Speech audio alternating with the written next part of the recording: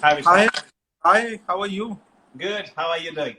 Good, good, good. So it's a good, pleasant Sunday afternoon in London, It's actually quite warm for us. It's about 24, 25 degrees. and Uh, that's centigrade, right? it's centigrade, yeah. So I was just out to pick some stuff from my garden and I came back sweating. So it's hot. But 24, 25 is very pleasant for us. I Delhi, know. I in Gurgaon, and when it hits 27, 28, we are like, oh wow, the gods are with us today.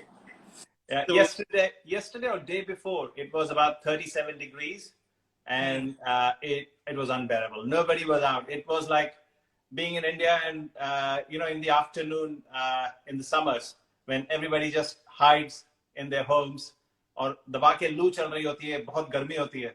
It was but, one of those days. So there was but, hardly anybody on the street. I was quite amazed. I smiled. I said, "This is the first time here I've seen this." but then I think you guys have the option to go to Brighton, not very far. Say again. You guys have the option to go to Brighton. Yeah, it's not very far. It's about an hour's drive from here. Right. But yeah, but I think you can enjoy the summers as much because my daughter Oxford there, and I know it can get quite cold and gloomy during the winter. That's right. We have very little time, so to speak. Sometimes summer could be just on a weekend. So Yeah. we are kind of blessed that we are having a little decent run so far. The only problem is the good weather is not uh, kind of complemented by the good environment at the moment because of COVID-19. We have to maintain social distancing. So when you said going to the beach, it's a kind of dream this year. I don't want to go and crowd because I've seen some people gone and overcrowded the beaches. I so want to stay away from it with my family. No, no, I think you have to. So how like we are a big fan. Start by saying I think you were the first Michelin star Indian chef in London, right? Wrong, right to say that in You're 2001. right. We became the first team of Indian chefs to get a Michelin star back in 2001. Before that, I used to just look up to people like Gordon Ramsay and Marco Pierre White, Jean-Christophe Novelli, and I used to look up to them as if they were Hollywood stars, to be honest, and never thought that I'll get a chance to stand on the same podium with them one day. So it was surreal, to be honest. It took a long time for me to believe it that we have done it. So you graduated from your hotel management, I think from Chennai, right? Yes, so I did my IHM Chennai back in 1990, and I joined Oberoi School of Hotel Management after that. And I worked with, so far, you can call it study with them, to be honest, for 3 years. Worked for them for a couple of years. And end of 94, early 95, I migrated to the UK. So not bad. 10 years or 11 years after graduating from IHM, you have the first Michelin star restaurant. Not bad at all, eh? 11 years and you make it. Well, I think it's been a journey, to be honest. And I think, where food has come in India also from where, if I may say, where I left it, is a massive difference. The Massive. kind of restaurants you see, the kind of concepts you have, pretty much your concept, Biryani by kilo, Uh, unheard of during that time. So I think the entrepreneurship and creativity has just gone through the roof in our own home country as well. So while I consider that, yes, moving here has been great, but I think as far as entrepreneurship is concerned, I think no country comes next to India. However hard and adverse the situations are, I think nobody is a better entrepreneur than us Indians. I think we really know how to make things work because we work in adversity all the time. and I think you are a living example, starting from Jamshedpur, I think first Michelin star and then Banaras, own restaurant, I think in 2008, you got again Michelin star for that. So I think your journey from a chef to a star to a owner, now you own, I think, at least 5 restaurants I know, right? Sindhu, Vasu, Hawkins, Kanishka, right? So you must be really proud what you have achieved. I look, I it's number of restaurants actually is not something it's on my mind, to be honest. And I don't measure success in terms of financial gain as well. I'm a person who takes my success day by day and smiles on it, thinking that if my today was a little better than yesterday, I have achieved something. And if I can do a little better tomorrow, I would be successful again. And I think I'm people's person. I thrive when I'm in company of people, people who are creative, people who are motivating, people who want to change the things around them. And I'm one of those encouraging types that I want people to go ahead and do it. So my success is not my own. It's lots and lots of people who have worked with me over these years. So I shy away from taking the credit that it's me who has done it. I always say, without my team, I would have been nothing. But I'll always remember you said that I think that star chefs must be made of, because there's so many chefs that today has to be better than yesterday, tomorrow has to be better. And I think it's finally about people, be your colleagues, be customers. Finally, food is about passion and people. Will that be correct? Yeah, absolutely. I think you said it right, that it's a people's industry. Whether it's the customer or it's the staff or it's the colleague or it's the peer, to be honest. And another thing, Vishal, I take great pride in and also smile at it, thinking that it's a satisfaction of achieving it. Back in the days, here in the UK also, there was a massive rivalry among the chefs. I'm just not saying Indian chefs, but chefs in general. And as time has gone by, I think that crude, hard image of chef has melted away. The real person has come out and a real human has come out. We connect to each other as friends and we reach out to each other helping. I think that humanity factor, which was missing in hospitality industry for a long time, that has come in. And I really feel very good about it, because even when in old days, when I wanted to reach out to a peer just to have a chat, they wouldn't entertain. They would think, I don't know what he would steal away from me. I think that fear is gone, because everybody is accomplished in their own way and everybody knows what they want to achieve. Nobody can steal that. It's a skill, you have it. Nobody can outdo it. It's not a bundle of money that somebody can steal it and walk away from you. Your name is your name, your skill is your skill. And people would love you and respect you and admire you for who you are and what you have done and achieved and what you will do in the coming future. So, and that has given us a great bonding here. And I absolutely adore and love that. And I think that's happening a lot in India also, which really warms my heart. I love that fact. No, I think very well said. So I think you're in a way saying that sense of security is now there, being Atul Kochhar, that if you don't have Banaras, you will have Sindhu. If you don't have Sindhu, you will have Vasu. You will have, because what you have learned, no one can take away. So on a good evening, Sunday afternoon, you can have a Vineet Bhatia or a Punjabi or Heston at home doing barbecue together. It's possible. It is possible. Nothing is impossible. So, I hang out with lots of chef friends. And to name few, Jason Atherton is one of my mates who I love to chat with him all the time. Greg Wallace, Chef John Tarot, I look up to him a lot. Chef Marco Piawait, I pick up phone to him once in a while. So I'm not name dropping, but I'm saying that these are the chefs who are kind of maybe illuminaries in the world, but they're real people. They're humble. They're nice. And whenever I need an advice, they are just one phone call away. And it's been a great journey being in their company, to be honest. So you think any of these Western chefs now learn some cooking from you or some Indian techniques of cooking and they've incorporated? There was an example which my father gave me, and that's going back 20 years, just a year before I actually got my Michelin Star. And I had my ideas about my own food, my country's food was like this. I had blinkers on my eyes and I was only focusing on what India had that was on my plate. Otherwise, I wouldn't do it. And I think that philosophy comes from your training and where you were born and where you grew up. But, nothing wrong in that. But my father visited me and looked at my food and he said, there's no point you migrating so far to this country and adopting to cook here when you're not willing to open your heart for the ingredients of this country. And that kind of made me feel ashamed, because I come from a Punjabi background, but born and bred in Jamshedpur, which was Bihar then. And then I was purposely sent to South India and Chennai to study so I can understand my country better. And then I came back to work in Bhubaneswar, worked in Delhi, and then came here. So my dad reminded me of journey that, the reason you cook differently because you had that journey. Now, this is part of your journey. And if you don't adapt, you don't adopt, then you'll be one silly fellow who will lose out. You need to get out there and think what ingredients you can put to your food.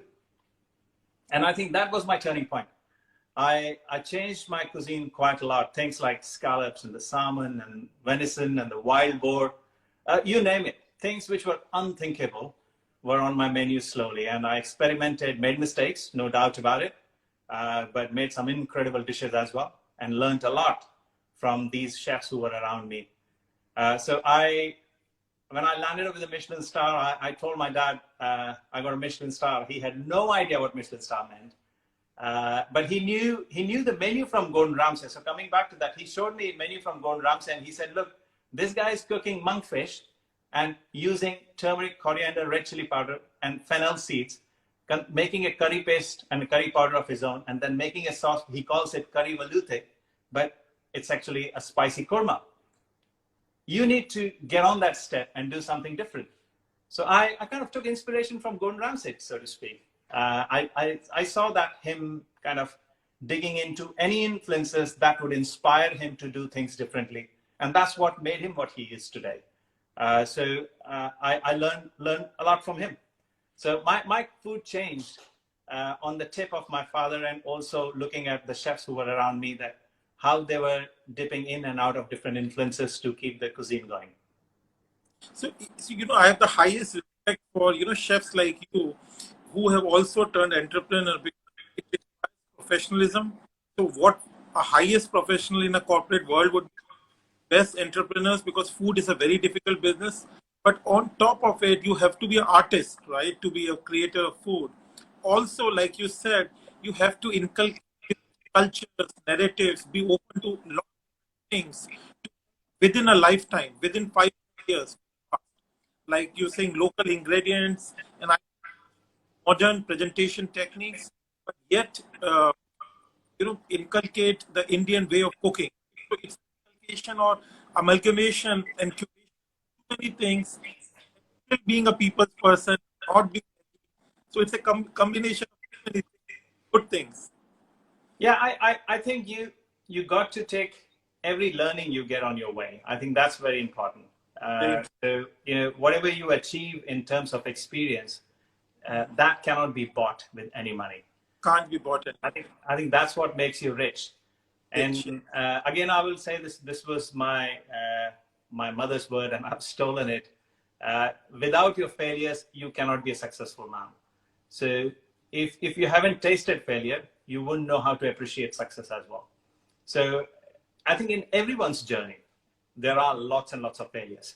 It's just that we are tuned, our minds are tuned, we humans are tuned in such a way, we just focus on what all successes one gets. But I think it's good to reflect on your failures from time to time and learn from them. Your failures are your biggest teachers. That's what I say. So I think, you are very positive set of mind, only focus on your successes. Of course, you have to learn from you. And I know one of your failures, if I can point out, I think it was Banaras in Madrid when you opened, right? Can people learn a bit from that experience if you were kind enough to be open about that experience? Yeah.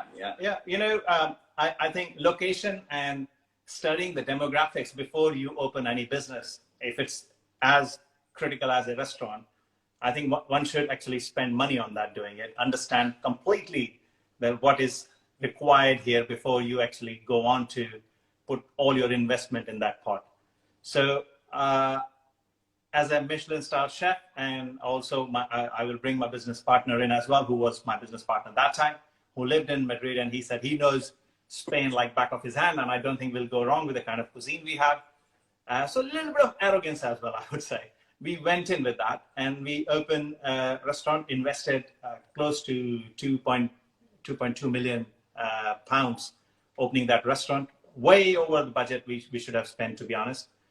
And we opened a very spectacular restaurant, very beautiful restaurant, but cuisine and the concept was a complete failure, because in the Spanish mindset, Indian cuisine actually didn't exist. They don't know Indian cuisine. They don't have any regard for it, any understanding for it, because they never had any historical connection with Indian food. Now, the modern Spanish lads and lasses might be traveling India for XYZ reason, be it yoga, be it tourism, but that doesn't connect the country culturally to India. They have massive affinity to South America, but nothing with Asia. So when we opened the restaurant, we went with all gung-ho that we're going to get a Michelin star here. And then within 6 months, the reality started sinking in. When the funds ran out, we realized this is going to be a very tough game. We were not failure in terms of putting the concept there, but we were massive failure in understanding the market there. The location was right, the decor was right, the concept was absolutely right. It was people's understanding which wasn't there.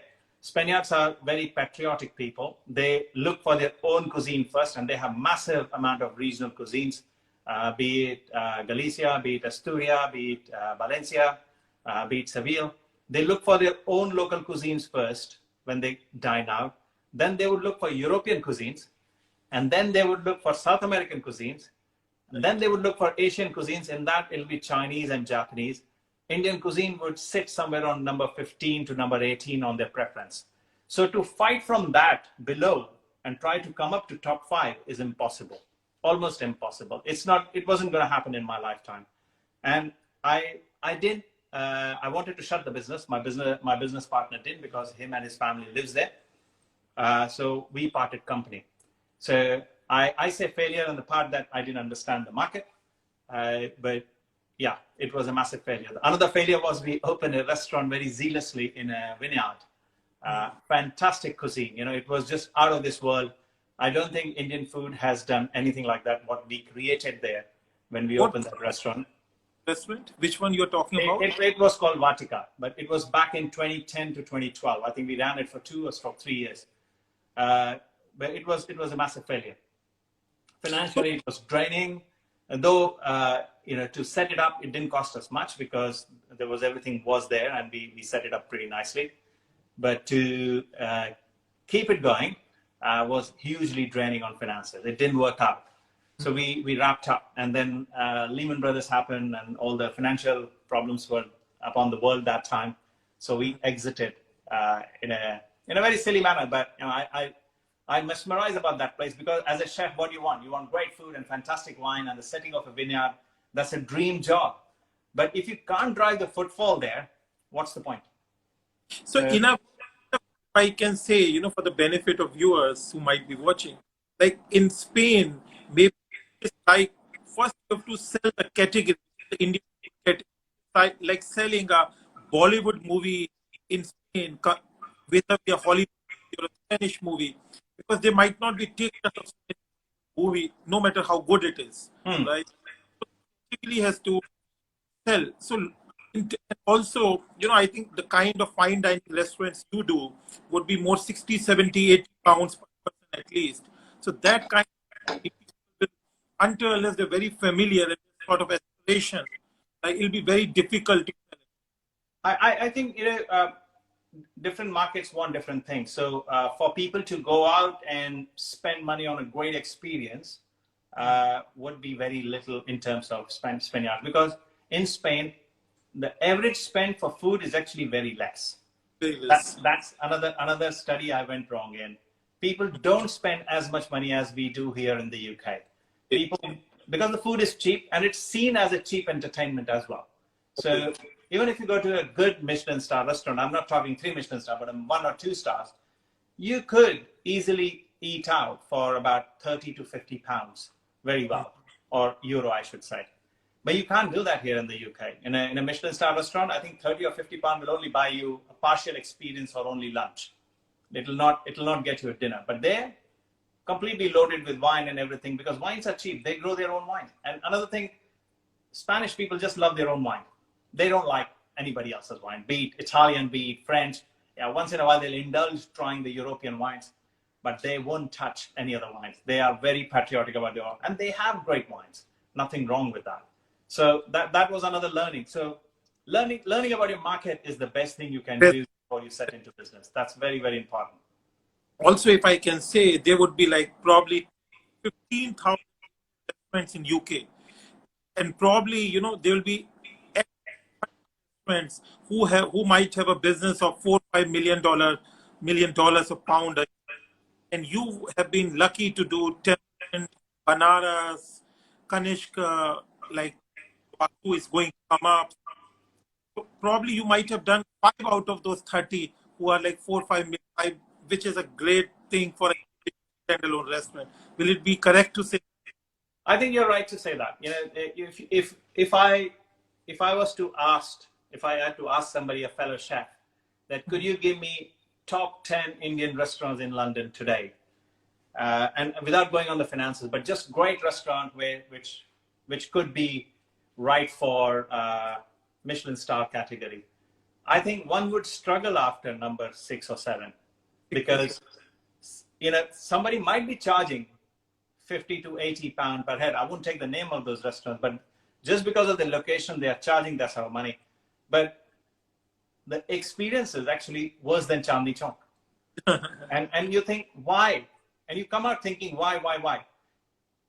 Part of the demographics don't understand, so they would say, yeah, it was great location and we paid for the location, so they'll wrap up and go away. But that tells you very quickly that, you know, there's some amount of injustice going on in terms of, you know, if you're paying money, you have to get great ambiance, fantastic service, great food, great attention to detail. That's what you pay for.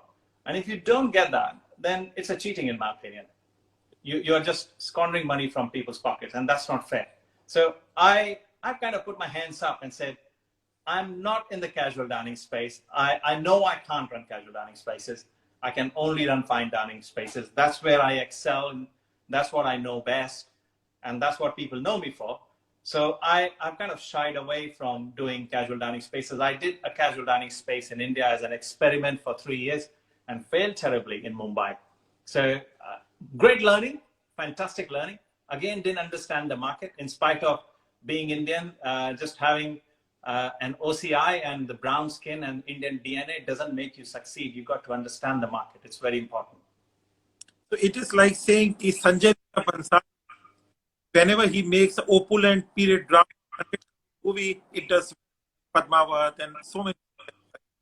But once, if he's trying to do a rom-com, or it might not be a cup of tea, right? I think you're comparing me with some great people. I think that's an unfair comparison.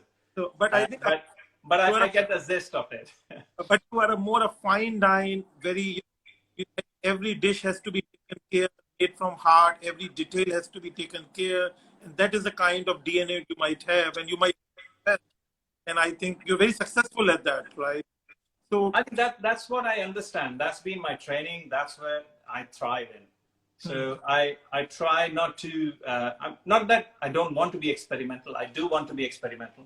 But once you have burnt your fingers in it, and you know the mistakes and you know your limitations. I think understanding your limitations is also a huge part of being an entrepreneur. If you think you can climb the Everest without any effort, that's not going to happen. So I think that the experience that I don't have, if I can't buy in, if I can't attract it into my business, I try to shy away from it. I try not to put my hands into it. Because see, everyone has their own strength. Roger Federer, Wimbledon, a grass court or a cement court, but when it comes to a French Open or a clay court, you know, like maybe, you know, everyone has their own DNA, which is, you know, great. But do you think now Dishoom is very popular but it's not a fine dine, it's more casual. What would be your views on places like Dishoom? A lot of now young people in UK are patronizing. I think Dishoom is an amazing experience, to be honest. You know, when people talk about Dishoom, I always say 10, 12 years ago, nobody could think of Dishoom. And now look at them, the way they are thriving. So 20 plus years ago, I came across a restaurant called Khan's in Bayswater. I think they're still there. And there always used to be a queue on the block to get into that restaurant because there was no reservation policy. And I went and ate there a few times, and there was nothing spectacular about them. It's just that they were doing Indian food at affordable prices. That's what drew the crowd there. It was student crowd, it was tourists, and few Londoners, I would say, but it was more driven by students and tourists. So when Dishoom happened, and Dishoom was a notch above them, I think what Dishoom has achieved is great food for the price you're paying, fantastic service, good ambiance, and a kind of, a drink list that works. So, and it's the biggest thing about Dishoom is it's affordable. People can go with limited budget and come out eating well. And I think that's where Dishoom thrives. That's why the average square feet of Dishoom is about 10 to 12,000 square feet. So they go in really big places. They go in high footfall areas. And their menus, if you look at it, it's a Mumbai cafe, really speaking. It's inspired by the Parsi cafes of Mumbai. And they do incredibly well. Nothing wrong with that. There's no need to beat them, that they are not a good restaurant. They are a good restaurant, but totally different sector of the market. No, I think, and for a lot of young people who want to spend 30 pounds and just want to have a good 1 or 2 hours. And also, I think they've still created that aspirational value, despite not being so. So in a way, I think they found which are your favorite non-chefs in UK? Will it be Heston, Gordon, who else, or anyone else in particular? Which restaurants? Lots and lots of them, to be honest. So one of my favorite chefs, I think I took his name. He's a personal friend as well, Jason Atherton. He's an amazing entrepreneur as well. He has restaurants all over the world. I think except Antarctica, he is on every subcontinent now. So and his food is incredible. His understanding of the cuisines is incredible. He has got a restaurant as far as in Philippines, where I wouldn't dare go, but he has got a restaurant there and very successful restaurant there. And someone like Tom Kerridge, who started his careers in fantastic fine dining restaurants, but decided to open a pub. But his cooking was of such a high caliber that he became the first chef in the world to get 2 Michelin stars for a pub. So. Wow. And that's an amazing feat, in my opinion. And then there's a chef called Laurie. His restaurant is just around the corner from my restaurant, Hawkins. Laurie has been a great artisan and cooking modern British food, I would say. He got Michelin star after 18 years of hard work. He remained committed. And last year he got Michelin star for it. I was so happy for him, so proud of him. And many more, to be honest. London is such a great melting pot. You will find chefs from world over cooking here and achieving some great things. So if I can ask you some things which you would have observed. See, most of these great chefs, you have named Michelin star chefs and best, of course, they must be hardworking. They would have great eye for detail, precision, very innovative. But are most of them people, some of them are very edgy with people, no patience with people, or all of them are people's person? Some chefs can be edgy, but I won't say everyone is edgy. But I think it comes with a little bit of age also. When you are in your 20s, you are impatient. And as time progresses and you reach your 40s and then you touch your 50, you think everything calms down and you understand that it's people's game and you have to respect people, you have to love people, you need your team around you. Some people get it quickly, some people get it late. But in spite of, you might say that people were aggressive and rude to their fellow chefs or the people who work with them. But there is a great camaraderie among the chefs I've seen. It's like they will never be disloyal to their commander, no matter what. If they were punished, if they were told off, if they were given a little hard time, they would see their own fault in there first before they would blame the leader. And I kind of love that. But as time goes by, I think chefs are more and more chilled out, more calm. If the mistakes happen, you will see chef come out in the dining room and talk to the customer and say, really sorry, we goofed up your food. Here is another dish from me. Try this meanwhile I prepare your next dish. So I think people have chilled out. And also the customer expectation and the customer understanding of the food have also gone to another level. I think in the old-fashioned way, people used to be very demanding. I'm paying for it. I'm sitting here for experience, and you are failing me, and that used to kind of poke the whole system to work on aggressive mode, and that doesn't happen anymore. So I think it's hand in glove, to be honest. The whole society is moving towards being more gentle, more calm. That's how I see it. I could be wrong, but that's what I experience every day. No, I think your observation is spot on. People are more humane, more, I think it's more ecosystem. But also, would you say that how many of these great chefs that you have turned entrepreneur, so many of the chefs you talked about have turned entrepreneur in two different ways. One is being celebrity chef, one is owning their own restaurant. But is this a recent trend in the last 10 years for chefs to be turning entrepreneurs, owning restaurants, and being celebrated? I think it's this trend has been there. That's how the hospitality industry started after World War II. There were a lot of houses empty. There were a lot of cooks unemployed. So hospitality kind of started with that around Europe, and more so in France. So if you go back and look into the history, Paul Bocuse, Trogra brothers, you name it, all the big luminaries of French cooking, they always owned their businesses. They had houses attached to their restaurant. They had a little farm where they grew their own things, or they had fellow farmers who would supply them, and this family would cook for passerbys, and then the cuisine kind of started getting elevated, and then an organization like Michelin came along and started recognizing the restaurants, which helped, and a big deal. So it didn't happen in India for a long time. I think cooking was left to women and the professional Maharaj of the kitchen. So when people like myself started going into the kitchens, I think the insult I had to go through was, "Zindagi bhar pyar chilega, kab plate dhoega. ये तो बैरा बनेगा, ये तो waiter बनेगा, इसको खानसामा बनना है." So all those things were hurled at me, and I took it with a smile, and I said, yes, that's what I want to do. I want to take pride in whatever I do. I don't want to be a doctor because it takes awful lot of long time and great understanding of how human body works. A family of professionals, right? I know that you come Yes. from a. So to add to the story, my grandfather was a baker, and when British was still ruling, he ran his own bakery. And my dad was a self-taught chef. He started a small catering business of his own, running school canteens. My mother was a teacher.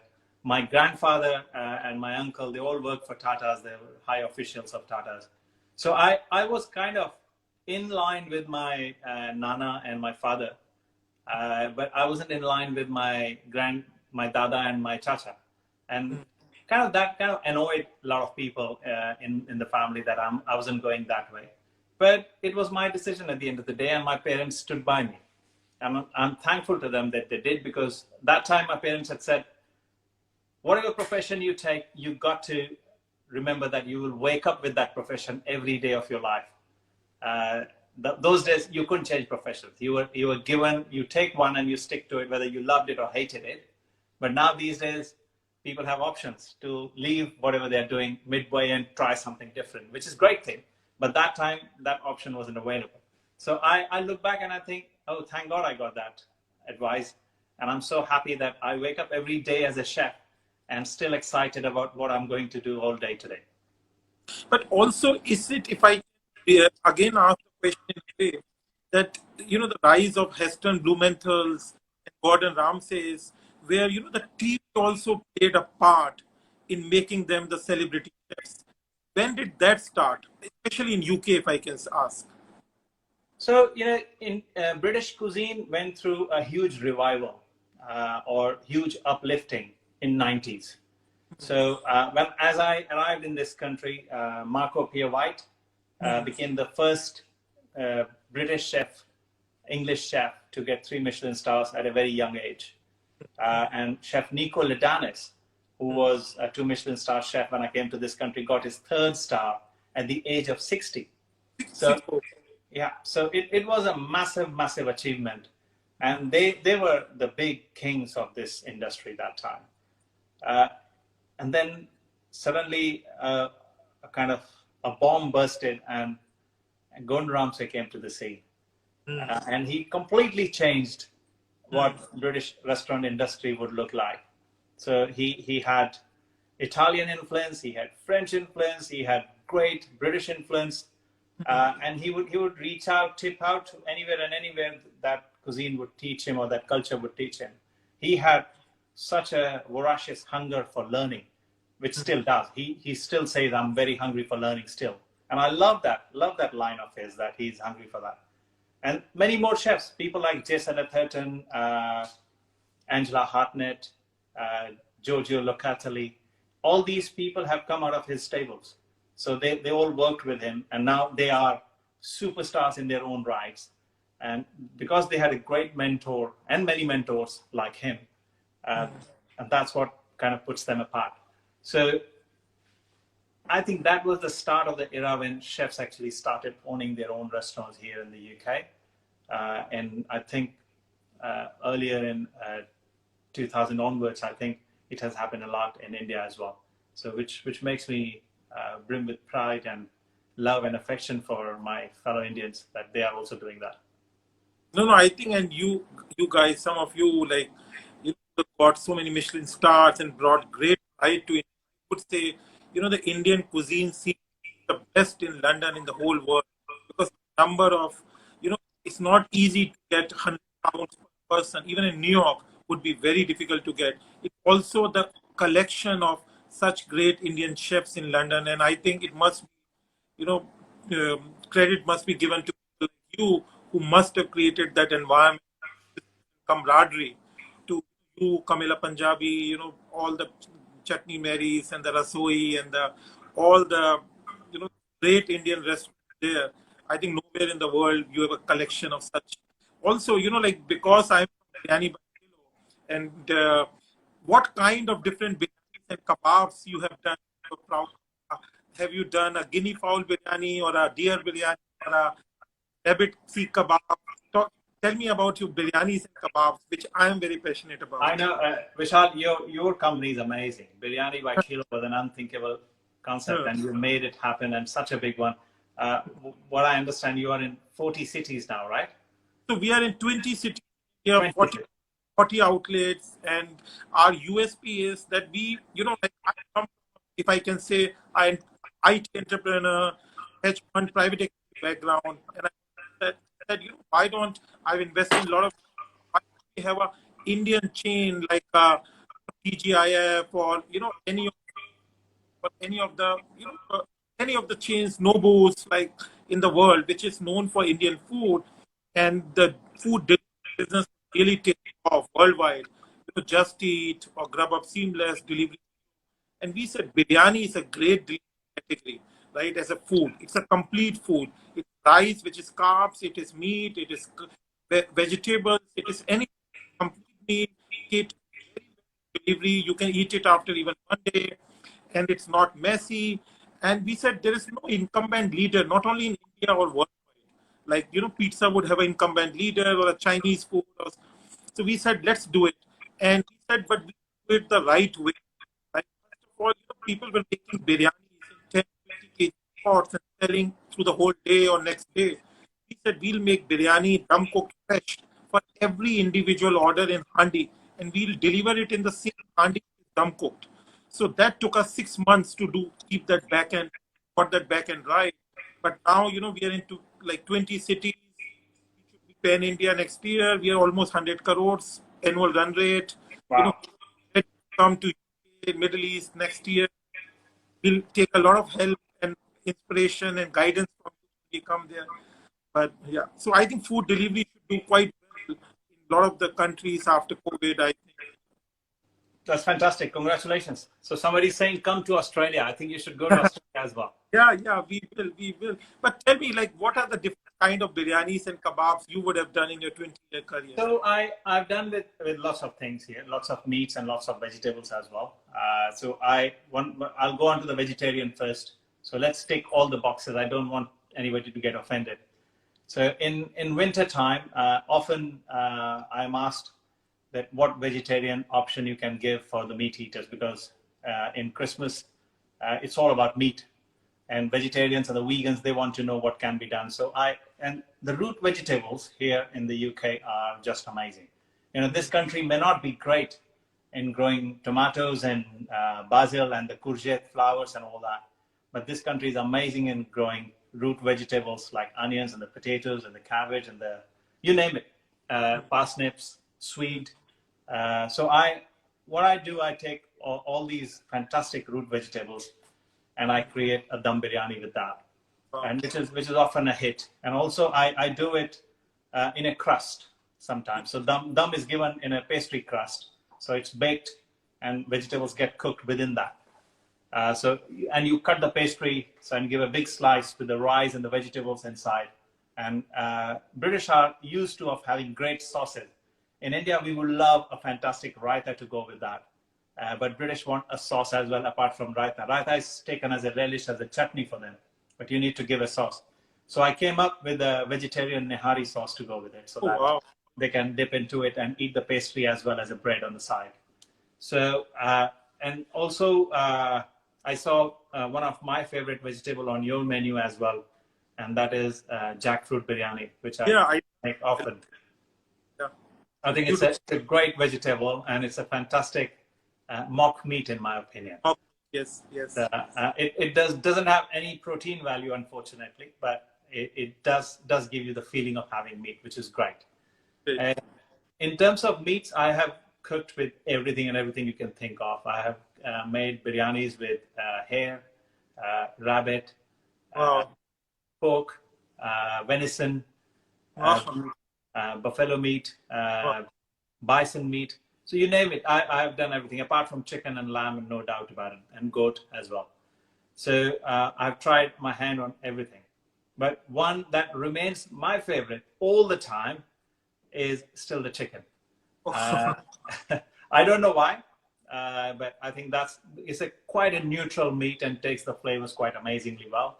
So I use that. But the one I love to cook a lot and feed people on is venison. I think venison biryani is just amazing, out of this world. And if you pick up, and you get venison throughout the year in this country because there are different breeds you can buy. So I love cooking with the buck. We call it roebuck, which is a smaller deer. And recently somebody contacted me and said they have a large population of cheetal deer, which is the Indian variety. I think somebody must have brought them during the Raj period and bred them here. And so there are big numbers available here. And if I wanted to buy that, I can have that. I haven't tried it, but I've thought of trying hopefully around summer, late summer stroke autumn. So I'll report back to you that how it tastes. No, I'd love to try it. Next time I go to my daughter studies at Oxford. So next time I'm there, I'm going to try it. Tell me one thing, like when you do the deer biryanis and the rabbit, do the Indians also experiment with that? If I can ask, mostly the Asians or the Indians stick. So I put Indians in two groups here. Okay, so there are experimental Indians and there are non-experimental, traditional Indians. I shouldn't say non-experimental, traditional Indians. So traditional Indians wouldn't go for it, and totally acceptable, totally respected. But there are experimental Indians, and experimental Indians 10, 15 years ago were very small in number. But that experimental Indian group is slowly rising. The large number of experimental Indians coming, and they want to try everything and everything, which is great because, as a chef, you want your creativity to be tried and tested and admired. And if it can be done by your own people, what else you want? And mostly you do kachi biryanis, or you do pakki biryanis also, like raw? Say again? Sorry? You do mostly kachi biryani, like the Hyderabadi biryani, which are done from... So we do both. With a meat like hiran, you can do the kachi biryani very effectively. But you don't want to cook the meat completely. You want to keep it a little pink. Because if the deer is completely cooked, it becomes very chewy. It doesn't have a lot of fat. It doesn't have muscle structure to support it, though it has amazing flavor. So you want to keep it soft. But I also pair it. So if I would make the biryani with a part of the meat which like a haunch, which needs quite a lot of cooking, or leg, which can take a little bit of heating and cooking time. I would pair it with lamb chops. Sorry, I'm saying lamb chops. The deer chops. The deer chop. Which would be done either on tawa or tandoor and serve with that, or sometimes loin of which I don't know what it's called in Hindi. I've forgotten the Hindi names, but the chum chop that can be just pan fried, done on tawa with the spices, and that accompanies it really well. And what I serve with that is again, because I'm in the UK and people want a sauce with that, so I create a kind of a brown gravy, a tar korma kind of gravy with that. And I enrich that gravy with raw chocolate and chili. Okay. So chocolate, chili, and venison just works I think a lot of people would be running for food after this show. Like, describe. Also, see, in terms of, I think we at Biryani, we are known for our Galati kebabs, mutton and veg both. Is there a fashion? Do you do Galati kebabs, or it's more Shami and more other Sikh kebabs? So it's a demographic fix, to be honest. Okay, so I've had the Galati kebabs on the menu for quite some time, and I've had it on and off. But my reading with Galati kebab is Britishers don't like the texture of Galati kebab. The meat being minced to that fine stage is kind of unacceptable to them. Their mouth, they want the chunky meat. Absolutely. So I've learned from failures again that they wouldn't like it. So I try not to put it. I might make Galati kebab part of a dish if I'm serving deer chops, and I would serve Hiran Galati to go with that, which will melt in their mouth. They would appreciate that kind of thing. But Galati kebab on its own, they will not touch it. And what about dessert? Would you go for traditional desserts like Birni or Gulab Jamun, or it's too sweet for the Caucasian crowd? You will tone it down, more subtle. So traditional desserts are, again, it's admired by part of the group of people, but most of the, if you talk about the average British crowd, they wouldn't like Gulab Jamun and Rasmalais of the world. The ones who are well traveled and they know India really well, they'll love it. They are in absolute awe of it, and they want to eat it again and again. Every time they're in the restaurant, they want to eat that. But the major crowd wouldn't want to eat Gulab Jamun. So you would have to create something with the Gulab Jamun to make them eat that.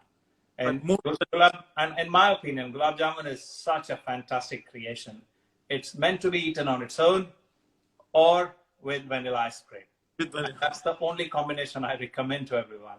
So I leave Gulab Jamun alone and try not to do that. My chefs have tried making Gulab Jamun brulee, and I hate it. So they do it without me liking it, without my knowledge. Sometimes they would put it on lunch menus, and the day I find out, they know they'll be in trouble for that. So that's banned from my restaurant.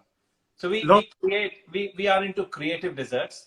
We would take the ingredients and think of making something with that. So I would take date, for example, and I would make a date cigar. I would make a kheer, but I would make it santre ki kheer, because in summer you get fantastic oranges.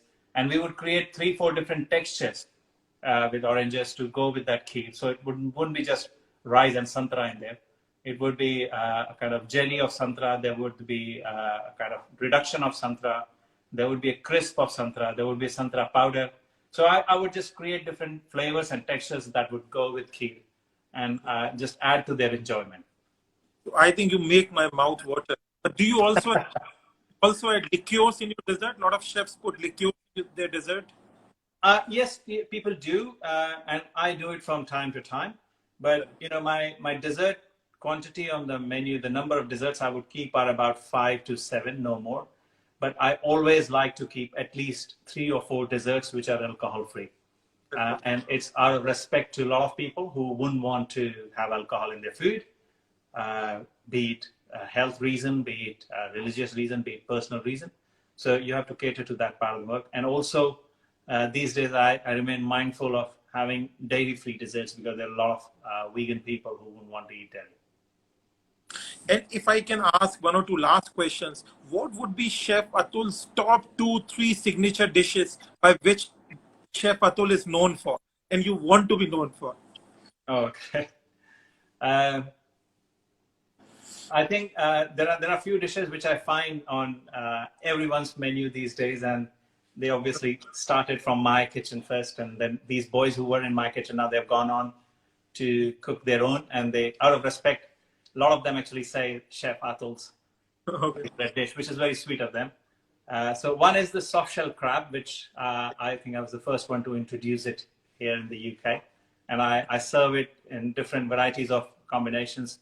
And one of the closest to my heart is serving it with passion fruit chutney and raw papaya salad. That works incredibly well. And then chicken tikka pie is my signature dish. Nobody can take that away. It's trademarked as well. So, and a lot of chefs use it, but they give credit to me, which is very sweet of them. Use of a lot of game actually is kind of credited to me, and I'm fairly or unfairly, I don't know, but I think we were the first kitchen in this country who started using game like partridge, quail. Gymkhana can owe a lot to you. Say again? Gymkhana restaurant should owe a lot to you. The whole. Well, I love Gymkhana. I think they're a great company, and they're a great restaurant team.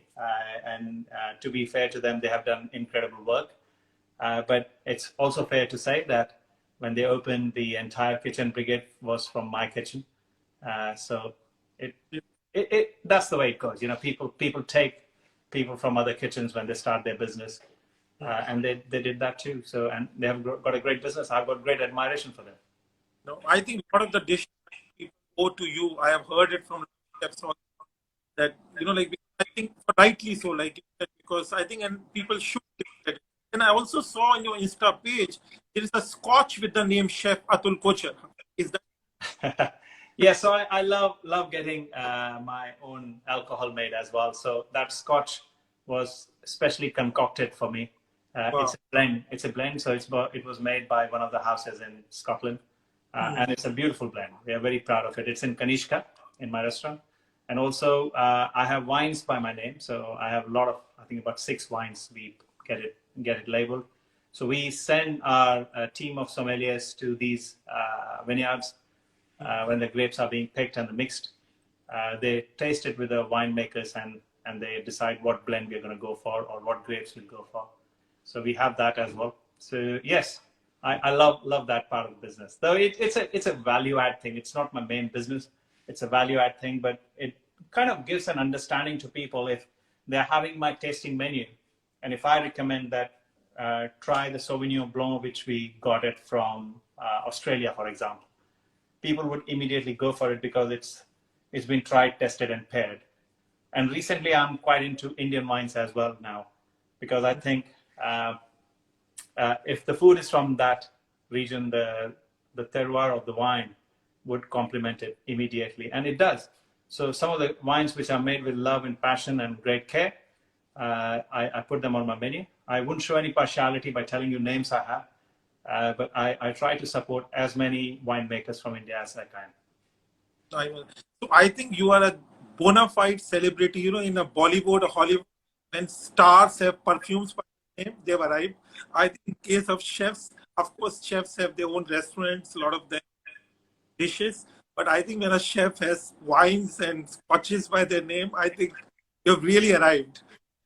No, I'm not sure about it. I do it for my own passion, and I like drinking. And I like drinking wine. So I thought, why not have it on my name? So what would be, this is my last question before I think I've taken too much time and I've thoroughly enjoyed. Like, what is Atul Kochhar's now, if anything, what is your, if any remaining dreams, or what would you like to achieve? What you achieved tremendously, you know, but is there anything else like, which you'll say, this is what I want to, for the remaining, you have written books, wines, everything in your name. I think, Vishal, I would like to continue to be a chef till my last day on this earth. That's my desire. I want to remain active. I want to remain cooking what I do. I love. I thrive there. But what I want to do more and more now is to help others to achieve their dreams, be their mentor, help them, be the human they want to be the professional they want to be. Tell them the stories of my mistakes so they don't make that mistake. and they achieve bigger and better things than I have, which will make me immensely proud. So that's the only thing I want to live with now. No, very kind of you. So you, on that note, you have to help Biryani by Kilo also launch in UK when we come there. Absolutely, Vishal. Anytime. I would love to help you with anything you want here. And last question, when you enter your own kitchen and you're cooking, maybe for what do you cook on just to relax? What do you cook for yourself? Seafood is my biggest passion. I love cooking seafood. I come from a landlocked place, which is Punjab, and then born and bred in Jamshedpur. But when I lived in Chennai and I traveled to Kerala and all those coastal towns, I just absolutely fell in love with sea and its produce. So, and coming to UK has been a kind of life-changing experience for me. We are surrounded by the oceans. So I love cooking with any type of seafood. So just a simple grilled fish or a curry. One of my most favorite fish is mackerel, which is like a kingfish in India. And I love cooking that on the grill just by putting very simple spicing, nothing much, salt, pepper, maybe a little bit of garam masala, lemon juice, and serve it with lacha onion, and it works like a bomb. Okay, great. So thank you so much. It's a pleasure, honor, and talking to you. I thoroughly enjoyed it. Very kind of you. We wish all the success and all the whatever God can bring you. Yeah. Thank you, Vishal. And I look forward to seeing you here in the UK. And can't wait to get back to India one day and try Biryani by Kilo soon. Soon. Thank you so much. Thank you. And have a Take care.